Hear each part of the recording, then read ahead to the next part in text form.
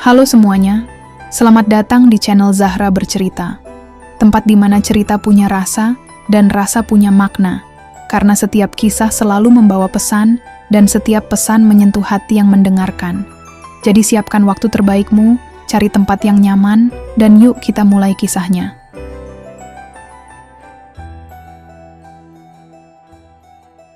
Namaku Nadira Ramadhani, 23 tahun. Aku adalah mahasiswi tingkat akhir jurusan keperawatan di salah satu universitas negeri di Bandung. Hidupku tak pernah mewah, tapi cukup untuk membuatku bersyukur. Ayah bekerja sebagai kontraktor kecil-kecilan, dan ibu membuka warung sembako di depan rumah. Kami bukan keluarga kaya, tapi juga tidak pernah kelaparan. Namun semua berubah drastis hanya dalam waktu 2 bulan. Malam itu, suasana rumah kami mencekam. Ayah duduk termenung di ruang tamu, wajahnya sayu, kemeja lusuhnya belum diganti sejak pagi.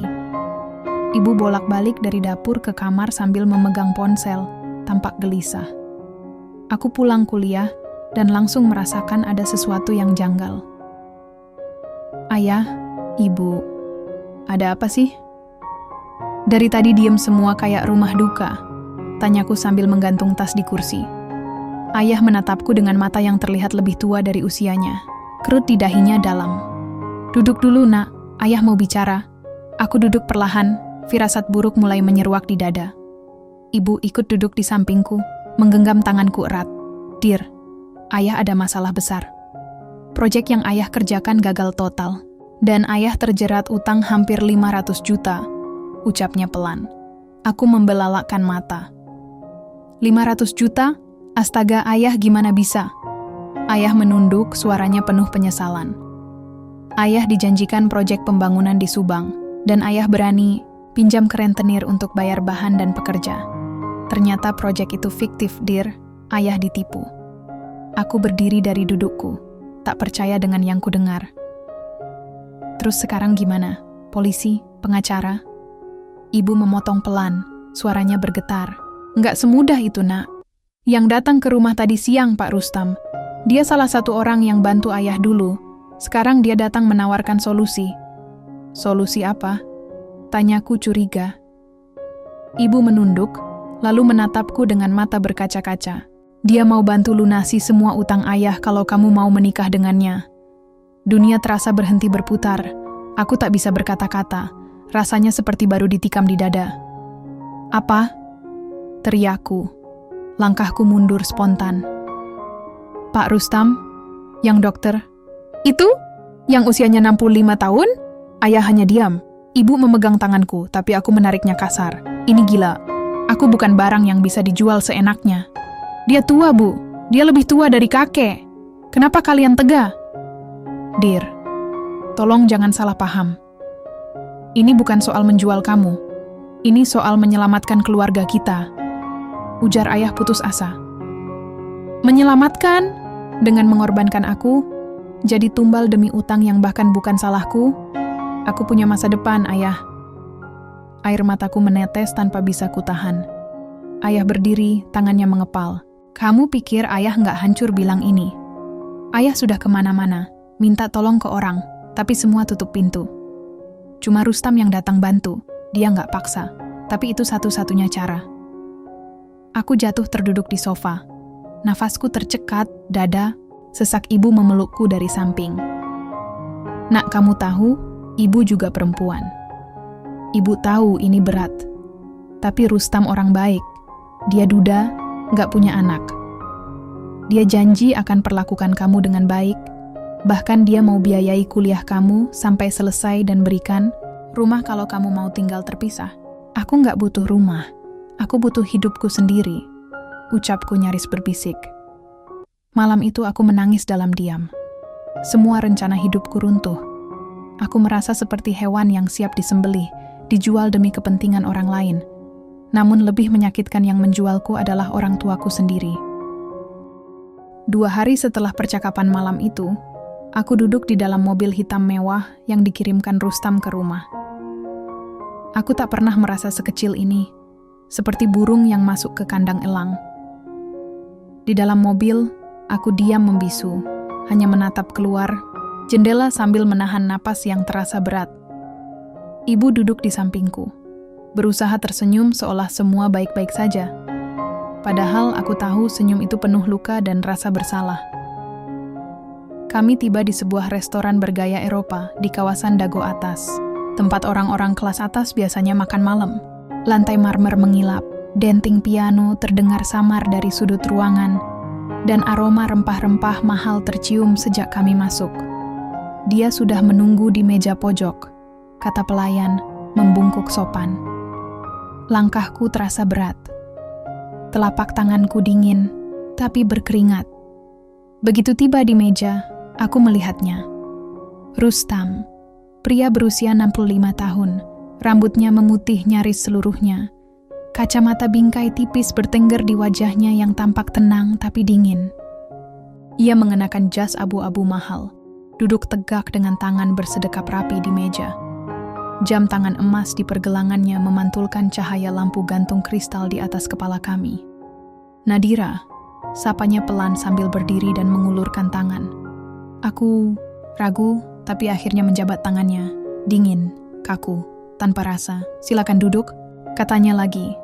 Ibu duduk di sampingku, tapi Rustam hanya memandangku. Seolah ibuku tak ada. Seolah hanya aku yang penting di ruangan itu. Terima kasih sudah datang. Saya tahu ini situasi yang tidak ideal untukmu, katanya sambil menyesap anggur dari gelasnya. Aku tidak menjawab. Aku hanya menatap piring kosong di depanku, berharap semua ini hanya mimpi buruk. Aku bukan orang yang suka basa-basi, Nadira. Aku tidak akan berpura-pura jatuh cinta seperti di sinetron murahan. Ini bukan cinta, ini kontrak. Tapi aku akan memperlakukanmu dengan layak. Bahkan lebih dari yang bisa diberikan lelaki seusiamu. Lanjutnya. Aku mendongak, menatap tajam wajahnya. Bapak tahu bahwa ini salah, kan? Saya perempuan, bukan alat tukar utang. Dia hanya tersenyum, samar. Tapi kamu di sini, kan? Jadi mau tidak mau, kamu sudah menjadi bagian dari kesepakatan. Jantungku berdetak lebih cepat. Kenapa saya? Banyak gadis muda lain yang pasti mau asal dikasih uang. Ia tertawa kecil, datar dan sinis. Kamu cantik, pintar, dan kamu putus asa. Perempuan yang terpojok biasanya jadi istri yang setia. Aku nyaris berdiri dari kursi saat itu juga. Tapi ibu menahan lenganku di bawah meja. Rustam menatap ibu sebentar, lalu kembali ke arahku. Tenang saja, Nadira. Aku tidak akan menyentuhmu tanpa persetujuanmu. Setelah menikah, kamu tetap bisa kuliah, tetap bisa kerja. Aku tidak akan mengurungmu, tapi kamu harus tampil di acara-acara penting denganku. Kamu akan jadi wajah publikku, dan sebagai gantinya keluarga kamu bebas dari tekanan.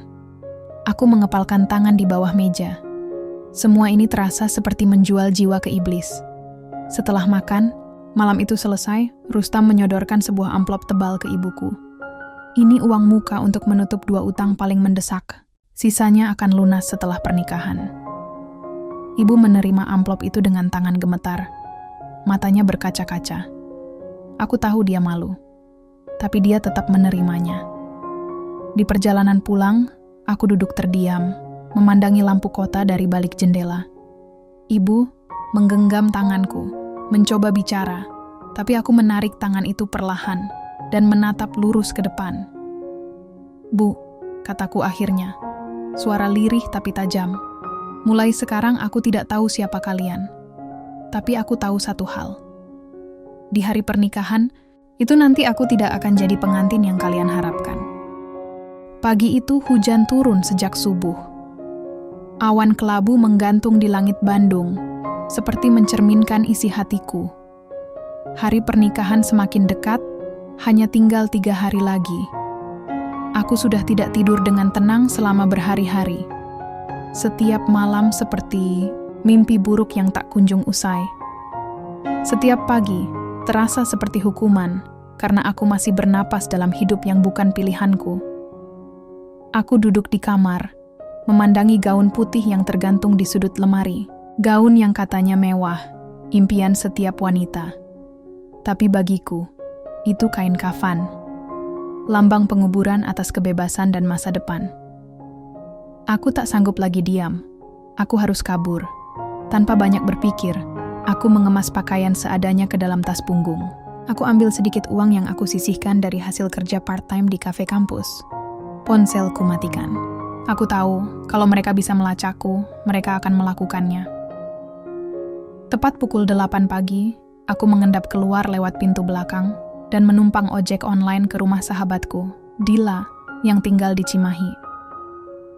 Begitu pintu dibuka dan dia melihat wajahku yang pucat, Dila langsung menarikku masuk dan memelukku erat.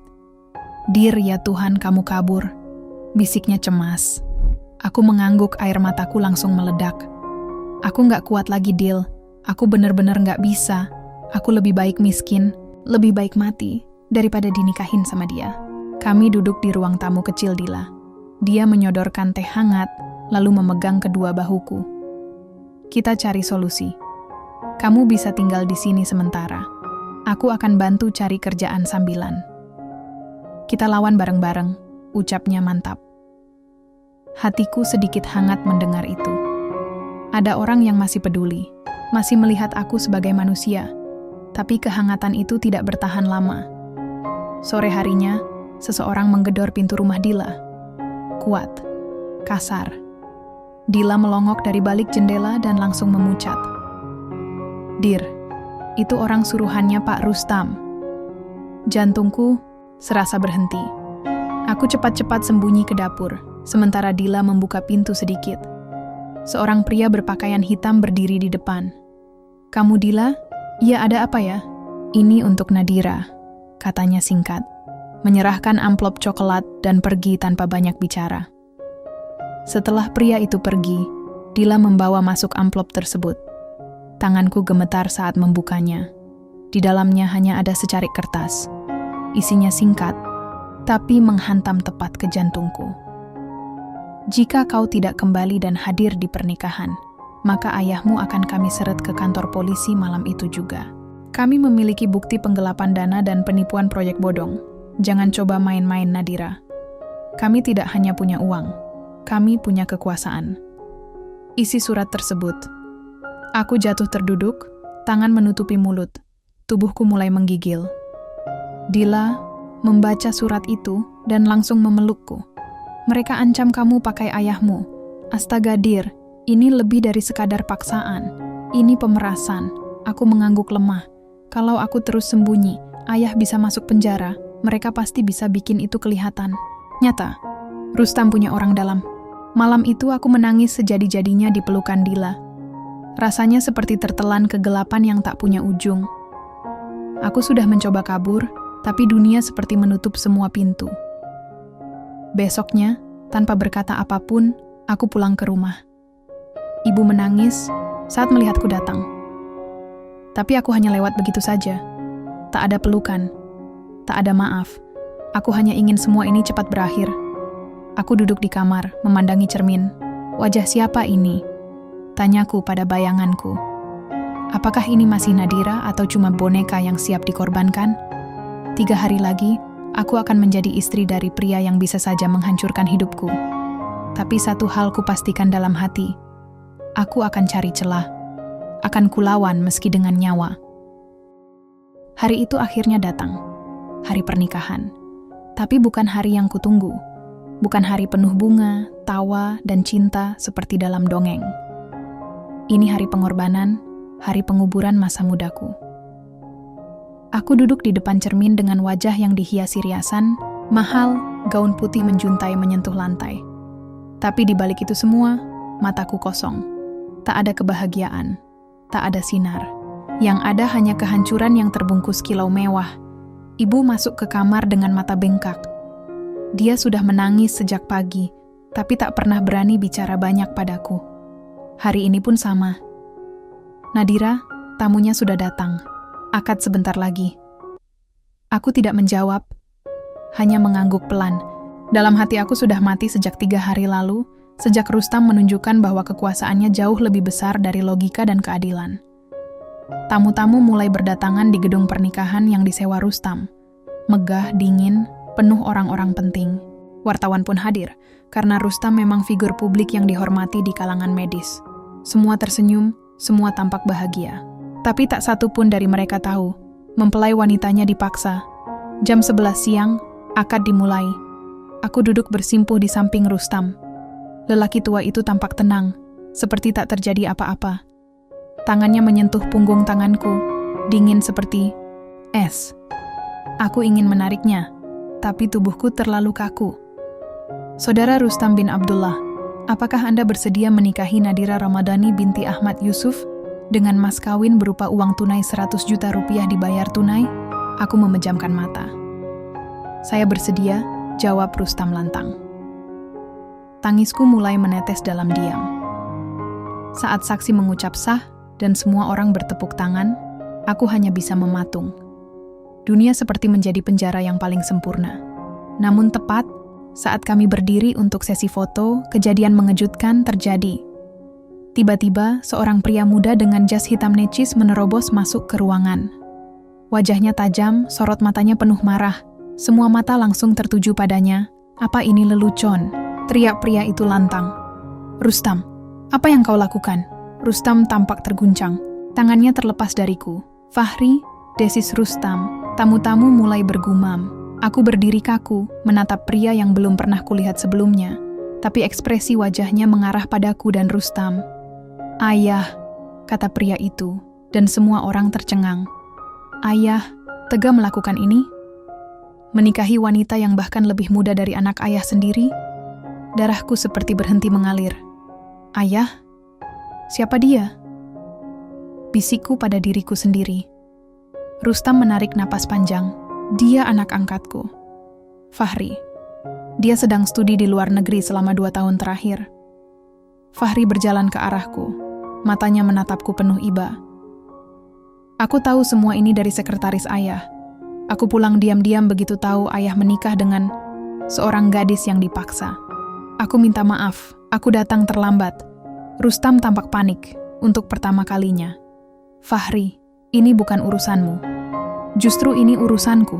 Karena kau memaksa perempuan ini menikah hanya demi menyelamatkan reputasimu yang rusak oleh utang dan skandal rumah sakit yang kamu tutupi. Semua tamu langsung ricuh. Wartawan mulai mengangkat kamera. Suara bisik-bisik semakin nyaring. Aku menatap Fahri, masih terkejut. Nafasku tidak beraturan. Apa maksudnya? Suaraku lirih, hampir tidak terdengar. Fahri menatapku. Rustam tidak sekaya yang kamu pikir. Dia korup. Dia pakai uang rumah sakit buat bisnis ilegal. Sekarang semua mulai terkuak. Dan dia butuh pengalihan isu. Pernikahan ini adalah tameng publiknya. Hatiku hancur saat itu juga. Rustam mencoba membela diri. Itu fitnah. Fahri, kamu tahu betapa aku membesarkanmu. Fahri menoleh tajam. Dan aku tahu betul cara ayah menyembunyikan kebusukan dengan baju dokter. Aku tak bisa mendengar lebih banyak. Kakiku gemetar, tubuhku lunglai. Aku hanya tahu satu hal. Aku harus keluar dari neraka ini. Sekarang juga. Aku berdiri di tengah keramaian yang mulai kacau. Tangan-tangan menarik kamera, suara-suara penuh tanya membanjiri ruangan megah itu. Rustam berteriak menyuruh semua keluar, tapi suaranya tenggelam dalam hiruk-pikuk yang tak bisa lagi dibendung. Sementara itu, aku hanya bisa berdiri mematung. Gaun pengantin putihku terasa seperti beban berat yang mengekang gerakku. Dunia di sekelilingku seperti berputar cepat, dan hanya satu hal yang aku tahu. Aku harus keluar dari tempat ini. Fahri menggenggam tanganku, lembut namun penuh desakan. Ayo, kita pergi dari sini. Aku menatap wajahnya. Sorot matanya tulus. Sesuatu yang tak kutemui selama berbulan-bulan. Dan entah kenapa, aku percaya padanya. Kami keluar lewat pintu belakang, diiringi suara teriakan Rustam dari kejauhan. Seorang staf gedung mencoba menghalangi kami, tapi Fahri hanya menunjukkan kartu identitas. Dan pria itu langsung minggir tanpa banyak tanya. Tak butuh waktu lama hingga kami sampai di mobil Fahri. Begitu kami duduk di dalam, aku menarik napas panjang, dan akhirnya menangis pecah. Bukan tangisan sedih saja, tapi juga lega. Karena untuk pertama kalinya, aku tidak merasa sendiri. Kamu yakin mau membantu aku? Tanyaku di sela isak. Fahri mengangguk. Ini bukan cuma tentang kamu, Nadira. Ini tentang semua orang yang sudah jadi korban ayah. Aku menatapnya, bingung. Korban? Fahri mengangguk pelan. Ayah menganggap dirinya di atas hukum. Dulu, waktu aku masih kecil, ibuku, istri pertamanya, dipaksa diam saat tahu ayah selingkuh dan menggelapkan dana rumah sakit. Ibuku depresi sampai akhirnya meninggal. Setelah itu, ayah makin tak terkendali. Dia menyuap jaksa, polisi, bahkan dokter yang mau buka suara soal malpraktik dan penggelapan dana pasien. Aku membeku, dan Fahri melanjutkan. Dan kamu bukan yang pertama dia jadikan korban. Sebelum kamu, ada 2 perempuan lain yang dinikahinya secara diam-diam hanya untuk tutupi masalah.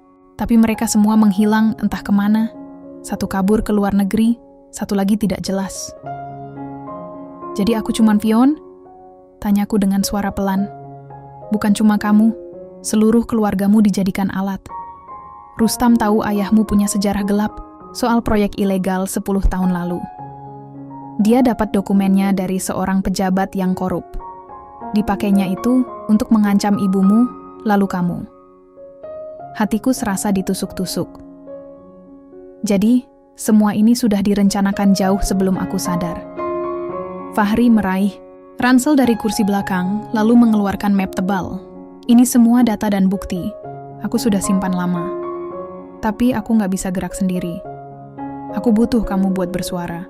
Kita bisa buka semua ini ke media, ke pihak berwajib yang masih bersih. Aku menatap map itu. Tanganku gemetar saat meraihnya. Di dalamnya ada fotokopi dokumen, keuangan, rekaman telepon, bahkan surat perjanjian diam-diam antara Rustam dan pejabat rumah sakit. Kamu yakin ini cukup? Kalau kita kerjasama, lebih dari cukup. Tapi ini berisiko. Rustam punya orang-orang yang bisa membungkam siapa saja. Aku menunduk, hening sesaat. Lalu perlahan, aku mengangkat wajah dan menatap Fahri dengan mata yang penuh tekad. Untuk pertama kalinya dalam hidupku, aku merasa harus melawan. Bukan hanya untukku, tapi untuk orang-orang yang tidak bisa bersuara. Aku ikut, kataku mantap. Kita bongkar semua dosanya, sampai habis. 3 hari setelah pernikahan, namaku menjadi bahan pembicaraan di mana-mana. Foto-fotoku dengan Rustam tersebar luas di media sosial. Di satu sisi, aku digambarkan sebagai gadis muda matre yang menikahi pria kaya demi uang. Di sisi lain muncul desas-desus tentang pernikahan yang syarat dengan skandal. Namun dari balik semua opini publik, aku dan Fahri tengah menyusun langkah besar. Kami tinggal sementara di sebuah rumah kontrakan milik teman Fahri di pinggiran Lembang. Sunyi, aman, dan jauh dari jangkauan orang-orang Rustam. Setiap hari, kami menyusun bukti, menyatukan potongan-potongan yang selama ini tersembunyi rapi. Hingga suatu malam, Fahri masuk ke kamar dengan wajah tegang. Dia menggenggam sebuah dokumen yang baru saja ia dapatkan dari koneksi lamanya di dalam rumah sakit tempat Rustam bekerja. Nadira, kamu harus lihat ini, ucapnya sambil menyerahkan map lusuh. Aku membukanya, dan mataku langsung membesar saat membaca satu nama di dalam dokumen itu. Ahmad Yusuf, proyek pengadaan Alkes Rumah Sakit Murni Medika. 2020, itu nama ayahku. Ini catatan lama. 10 tahun lalu, kata Fahri. Ternyata ayahmu dulu dimanfaatkan Rustam dalam proyek fiktif pengadaan alat kesehatan. Mereka membuat seolah-olah ayahmu pemilik perusahaan supplier, padahal hanya nama pinjaman. Aku menggeleng pelan, sulit menerima kenyataan ini. Jadi ayah nggak pernah benar-benar korup? Tidak, jawab Fahri yakin. Rustam yang atur semuanya. Dan saat proyek itu ketahuan bermasalah, dia singkirkan semua nama, kecuali ayahmu. Dia tahu ayah bukan siapa-siapa, jadi mudah dikorbankan. Tapi karena ada koneksi dalam, kasusnya ditahan. Sampai sekarang, aku menggigit bibir, tangan mengepal. Air mataku jatuh tanpa bisa ditahan. Dia sudah menghancurkan hidup keluargaku dari dulu, bahkan sebelum aku sadar. Fahri menatapku. Dan pernikahan ini cuma cara dia mengikatmu supaya rahasia lama itu tetap terkubur. Dia pikir, kalau kamu jadi istrinya, Kamu tak akan pernah berani buka suara. Aku menutup wajahku. Semua mulai terasa masuk akal. Mengapa dia begitu ngotot menikahiku? Mengapa dia mengancam ayah? Mengapa dia terlihat terlalu tenang saat aku memberontak? Karena dia pikir aku akan tunduk, seperti yang lain. Tapi ada satu hal yang membuatku semakin curiga. Aku mau tahu satu hal, Fahri, kataku pelan. Apa? Bagaimana? Kalau sebenarnya Rustam bukan cuma penggelap uang, tapi juga pembunuh? Fahri menatapku dengan tatapan terkejut. Aku menarik napas panjang. Waktu kecil aku pernah dengar ibu telepon diam-diam sama seseorang. Dia bilang, Rustam tahu soal Mira. Dia yang singkirkan Mira. Hati-hati, Nadira jangan sampai dekat-dekat dia. Waktu itu aku kira cuma mimpi. Tapi sekarang, Fahri tampak berpikir dalam-dalam. Mira, kamu tahu siapa itu? Aku mengangguk perlahan. Dia adik sepupu ayah. Dulu kerja sebagai perawat di rumah sakit tempat Rustam jadi direktur. Tapi tiba-tiba hilang. Katanya sih pindah ke luar negeri. Tapi nggak ada satupun keluarganya yang tahu kemana. Kami saling berpandangan dalam diam. Lalu Fahri berdiri, menatap jendela. Kalau benar, maka Rustam menyimpan rahasia yang lebih besar dari yang kita kira. Ini bukan cuma soal uang, ini soal nyawa. Hatiku berdegup kencang. Ketakutan mulai merayap lagi. Tapi ada satu hal yang sudah pasti. Aku tidak bisa mundur. Fahri, ucapku mantap. Besok kita ke rumah sakit. Kita cari arsip lama. Kita buka semua dokumen soal proyek itu. Soal Mira, soal pasien yang menghilang. Aku gak peduli berapa orang Rustam sewa buat ngejar kita. Aku harus tahu kebenaran. Fahri menatapku, lalu mengangguk. Kalau begitu, kita siap perang. Langit masih gelap ketika aku dan Fahri tiba di parkiran basement rumah sakit tempat Rustam menjabat sebagai direktur utama. Waktu menunjukkan pukul 64.30 pagi. Kami masuk dari pintu samping khusus staf medis. Fahri masih punya akses lama sebagai mantan relawan penelitian.